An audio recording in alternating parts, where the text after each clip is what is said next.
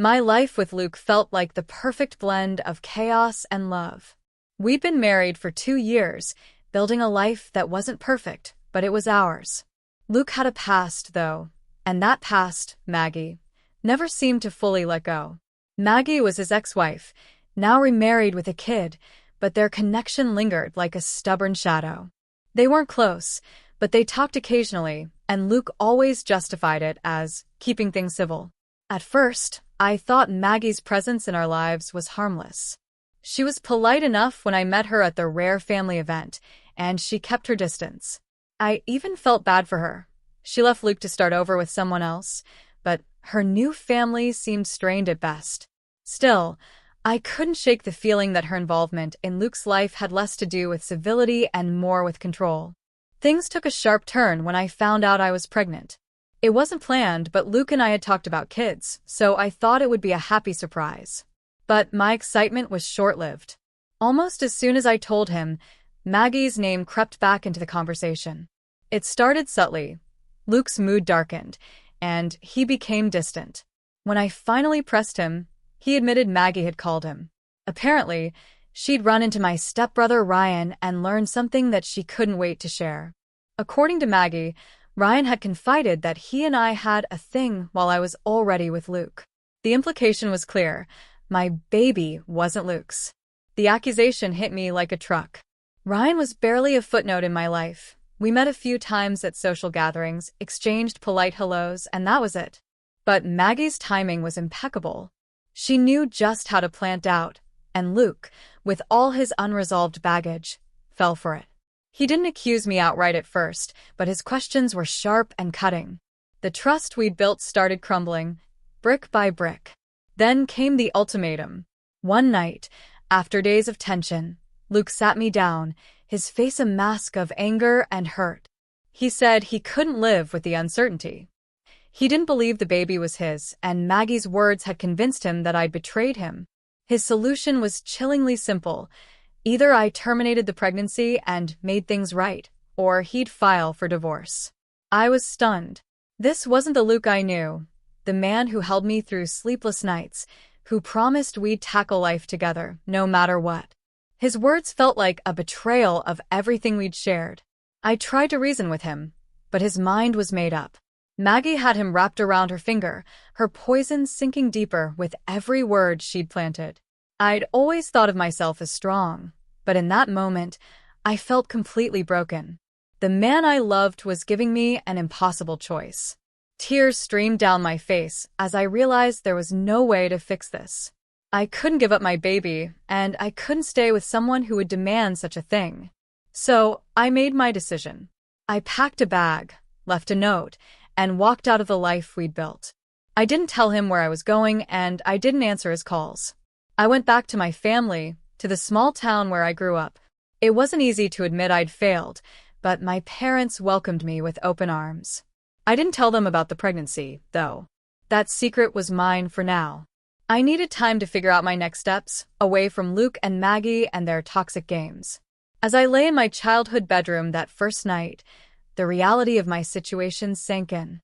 I was starting over, alone and pregnant, with no idea what the future held. But one thing was certain, I wouldn't let Maggie's manipulations or Luke's doubts define me. This was my life, my choice, and my baby, and I'd fight for it, no matter what it took. Divorce felt like the final nail in the coffin of the life I'd once dreamed of. Luke and I signed the papers without much fanfare, our marriage ending as abruptly as it had started. The small glimmer of hope I'd once held, that he'd come to his senses, flickered out. My parents stood by me, and their quiet support gave me the strength to keep going. I tried to rebuild, piece by piece. A month later, life threw me an unexpected lifeline. Mark, my high school sweetheart, walked back into my world. We reconnected at a community event, and seeing him was like a breath of fresh air. Mark had always been steady, the kind of person who made you feel safe just by being there. I told him everything. Well, almost everything. I left out the details of my divorce and the uncertainty surrounding my baby's paternity. Instead, I focused on the present, and Mark accepted me without hesitation. As time passed, Mark became my anchor. We moved to a new city together, far from the whispers of my old life. When my son Ethan was born, Mark was there, holding my hand and promising that we'd face the world together. Ethan was my everything, and though questions about his paternity lingered in the back of my mind, I chose not to dwell on them. What mattered was that Mark deeply loved Ethan, and their bond was unshakable. Our little family thrived. Meanwhile, back in my old life, Maggie continued to weave her web. From what little I heard through mutual acquaintances, she'd become even more entangled in Luke's life. Any time he tried to move forward, she was there, pulling him back with her manipulations. It was almost like she couldn't bear to see him happy without her. I felt a pang of sadness for Luke, but quickly pushed it aside. His choices were no longer my concern. 10 years passed in what felt like the blink of an eye. Ethan grew into a bright, curious boy, full of questions and boundless energy. Mark and I built a life together that felt solid and true. But as much as I tried to leave my past behind, it had a way of finding me. When Mark got a job offer in my hometown, we decided to move back. It felt strange returning to the place where everything had fallen apart, but the opportunity was too good to pass up. We bought a house, a charming fixer-upper on the outskirts of town, and I told myself this was a fresh start. Ethan was excited about the move, eager to explore his new surroundings. But my return didn't go unnoticed. It wasn't long before Luke found out I was back. The first time I saw him, it was by chance, or so I thought. He showed up at the local grocery store, his face a mix of shock and something else I couldn't quite place. He tried to approach me, but I walked away, my heart pounding. I didn't want to revisit that chapter of my life. Luke, however, was persistent. Over the next few weeks, he made it clear he wanted to talk. I ignored his attempts until he cornered me one evening as I was leaving a school event for Ethan. He'd heard about Ethan, and his questions came fast and sharp. How old was he? And most importantly, was Ethan his son? I denied it outright, my voice steady even as my heart raced. Ethan was Mark's son, I told him, and our lives had nothing to do with him. But Luke's expression told me he didn't believe a word I said. He'd done the math, and in his mind, there was no doubt. As he walked away, his parting words chilled me to the bone. He'd find out the truth, no matter what it took. That night, I lay awake, the weight of the past pressing down on me. Mark didn't know about my encounter with Luke, and I didn't have the heart to tell him. I'd worked so hard to build this life, to move on from the pain and betrayal. But it seemed the ghosts of my old life weren't ready to let me go just yet. When Luke's persistence escalated, I started noticing strange things online. It began with friend requests from unfamiliar names that felt oddly familiar. The accounts all seemed new, with minimal information and no real connections, but they shared an eerie commonality. They followed everything I posted. At first, I brushed it off as coincidence. But when one of the accounts liked a picture of Ethan, a post I'd shared privately, I knew it wasn't random. Luke was watching me, using fake profiles to keep tabs on my life. It didn't stop there. One afternoon, as I left the grocery store, I noticed a car parked down the street. It wasn't unusual for people to wait in their cars, but this one caught my eye. The windows were tinted, and I could feel someone's gaze locked on me. My heart raced as I drove home, the unsettling feeling of being followed lingering long after I'd closed my front door. When I mentioned it to Mark, he reassured me it was nothing, but the unease stayed with me. Things reached a breaking point when Luke showed up outside our house. I spotted him one evening, standing across the street, his face partially hidden by a baseball cap. He didn't approach, but his presence was enough to send chills down my spine. It felt like an unspoken threat, a reminder that he was there, watching and waiting. I knew I couldn't keep this from Mark any longer. When I finally told Mark everything, his reaction was immediate. He was furious, not just at Luke, but at himself for not seeing the signs earlier. Together, we went through every account, every message, and blocked Luke from every possible channel. We reported the fake profiles and took steps to increase our privacy, locking down social media and installing security cameras around the house. Mark's determination to protect our family brought me a sense of relief, but the tension lingered. Luke's actions weren't just invasive, they were dangerous. The situation escalated further when Luke started reaching out to mutual acquaintances, spinning a narrative that painted me as the villain. He claimed I was keeping Ethan from him, that I'd lied to everyone about who Ethan's father really was. The whispers began to spread, and I could feel the judgment in the way some people looked at me. It was infuriating and humiliating, but I refused to let Luke control the narrative. My focus remained on protecting Ethan and our life with Mark. Luke's obsession took a darker turn when he tried to contact Ethan directly. It started with a letter delivered to our mailbox, addressed to my son. I intercepted it before Ethan could see, but the contents were chilling. Luke had written as if he were a long-lost friend, trying to plant seeds of doubt and curiosity. The letter was filled with veiled accusations and questions about his identity, all designed to confuse and manipulate. That night, Mark and I sat down to discuss our next steps. We agreed to involve the authorities, filing a report and documenting every interaction with Luke. The letter, the stalking, the online harassment, it all pointed to a man who wouldn't stop until he got what he wanted. But what terrified me most was his fixation on Ethan. It wasn't just about me anymore. Luke had convinced himself that Ethan was his son, and he'd stop at nothing to prove it. The thought of Luke anywhere near Ethan filled me with a fear I'd never known. I became hypervigilant, watching every shadow and questioning every unfamiliar face. Mark's presence was my anchor, but even he couldn't shake the growing paranoia that had settled over our lives. The tension was suffocating, and I knew this was only the beginning. Luke wasn't going to back down, and the stakes had never been higher. The day started like any other, but it quickly spiraled into a nightmare I couldn't have imagined. Ethan had just left for school, his usual energy bubbling over as he chatted about a class project. I barely had time to sit down with my coffee when my phone buzzed. It was the school's principal, her voice tense as she explained that a man claiming to be Ethan's father had arrived, demanding to take him home. My blood ran cold. I rushed to the school, my mind racing with scenarios. By the time I arrived, the police were already there. Luke had shown up unannounced, presenting fabricated documents to support his claim that Ethan was his son. He'd been insistent, creating a scene that drew the attention of staff and parents alike. Thankfully, the school's security measures had prevented him from getting anywhere near Ethan. The relief I felt was fleeting. Luke's actions had crossed a line, and it was clear he wouldn't stop until he got what he wanted. The police detained him, and as I watched him being led away in handcuffs, a mix of emotions washed over me. Anger, fear, and a small, bitter sense of vindication. This was the man who had once claimed to love me, now reduced to this. The days that followed were a blur of legal proceedings and emotional turmoil.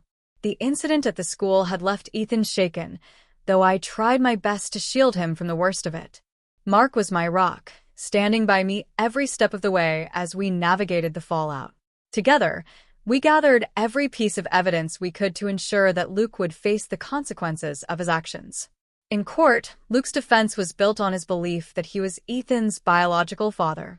His lawyer argued that his actions, while misguided, stemmed from a place of desperation to reconnect with his son. It was a narrative that might have swayed some, but we had the truth on our side. The judge ordered a paternity test, and the results left no room for doubt. Ethan was Mark's son. The revelation hit Luke like a thunderbolt. For years, he'd clung to the idea that Ethan was his, a belief fueled by Maggie's manipulations and his own unresolved guilt. But the truth was undeniable. Ethan was not his child, and he'd risked everything chasing a lie. As the trial progressed, more damning evidence came to light. The police uncovered messages and documents that painted a clear picture of Luke's intentions. He'd been planning to take Ethan for weeks, building a case in his mind that he could somehow prove his rights as a father. It was both heartbreaking and infuriating to see how far he'd fallen. To ensure there were no lingering doubts, I presented medical records from years ago, proof that the child I'd conceived with Luke had been lost. It was a painful chapter of my life to revisit, but it was necessary to put an end to his delusions. The courtroom was silent as the documents were reviewed, and for the first time, I saw a flicker of realization in Luke's eyes. He'd been wrong, and now he had to face the consequences. The judge's ruling was decisive. Luke was found guilty of attempted abduction and harassment, and a restraining order was put in place to protect my family. He was sentenced to time in a rehabilitation program, along with mandatory therapy to address his actions. It wasn't the harshest punishment, but it was a step toward accountability. As we left the courthouse, a sense of closure settled over me. This chapter of my life, filled with pain and turmoil, was finally coming to an end. But there was also a lingering sadness. Luke had been manipulated, his obsession fueled by lies and his own unresolved demons. While I couldn't excuse his behavior, I couldn't help but wonder how things might have been different if he'd made better choices. In the end, the truth had prevailed. Ethan was safe, and our family was stronger for having faced this together. As I held Mark's hand and looked at Ethan's bright smile, I knew we'd weathered the storm. The future felt brighter, and for the first time in years, I felt free. The aftermath of Luke's trial rippled through everyone's lives in ways I couldn't have foreseen. While the ruling brought relief to my family, it also cast a harsh light on those who had stood behind Luke. Maggie, who had always operated in the shadows, found herself in the center of a storm she couldn't control. Her manipulations had fueled Luke's actions, and when the truth about Ethan's paternity came to light, the fallout was swift.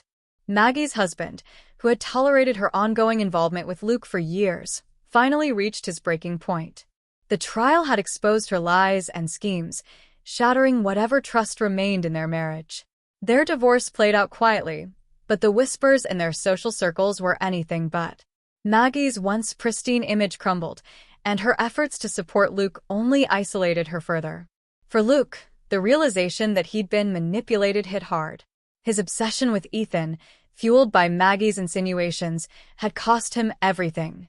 His career was in shambles, his reputation irreparably damaged, and any semblance of a support system had eroded. With nowhere else to turn, he and Maggie clung to each other, united in their shared isolation. They withdrew from the world, their lives reduced to the remnants of their own making. Meanwhile, my focus remained on rebuilding and protecting my family. Mark and I poured our energy into creating a stable, loving environment for Ethan. The ordeal had taken its toll on all of us, but it also brought us closer together.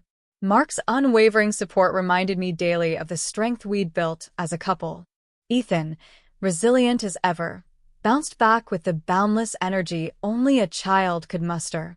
We took steps to ensure our safety and privacy, changing routines and reinforcing boundaries. The restraining order against Luke remained in place, and any attempts to contact us were swiftly reported. Over time, the fear and tension began to fade, replaced by a quiet sense of peace. Our home became a sanctuary, a place where laughter and love drowned out the echoes of the past. Despite the distance, I occasionally heard snippets about Maggie and Luke. Their lives had become a cautionary tale, a stark reminder of the consequences of unchecked lies and obsession. Some said they'd moved to a small town, hoping to escape the stigma of their actions. Others claimed they rarely left their home, consumed by the bitterness of their circumstances. Whatever the truth, it was clear they'd carved out a life far removed from ours. Looking back, the journey to this point felt surreal. There were moments I thought the weight of it all would break me, but it hadn't. Mark's love and Ethan's unyielding spirit were my anchors, guiding me through the darkest days. Together, we'd found a way to move forward, leaving the chaos behind. As the years passed, the memories of Luke and Maggie became distant, like a storm that had finally blown over. Ethan grew into a remarkable young man, his confidence and kindness a testament to the stability we'd worked so hard to provide. Mark and I continued to build our life together, cherishing the small moments that made it all worthwhile. In the end, the truth had prevailed, but not without a cost. Luke and Maggie's choices had left them isolated, bound together by their shared mistakes. My family, on the other hand, had emerged stronger, a testament to resilience and love.